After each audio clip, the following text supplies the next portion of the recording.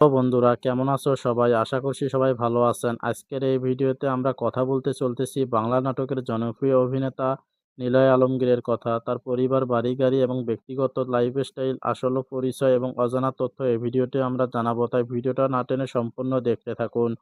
নিলয় আলমগীরের আসল নাম আলমগীর হোসেন নিলয়। তার ডাক নাম নিলয় আলমগীর।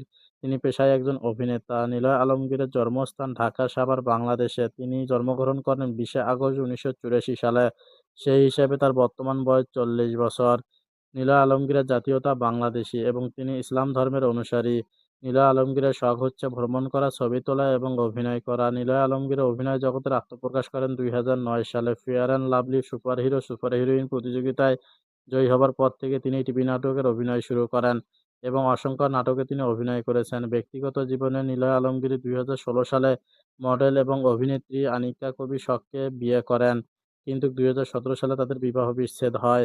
এরপর নিলয় আলমগীর আবারও 2021 সালে তিনি তাসলিমা তাবাসসুমের সাথে বিবাহ বন্ধনে আবদ্ধ হন এবং তাদের ঘরে একটি কন্যা সন্তান রয়েছে। তো ভিউয়ার্স, ভিডিওটা কেমন লাগলো? যদি ভালো লেগে থাকে অবশ্যই সাবস্ক্রাইব করে পাশে থাকবেন।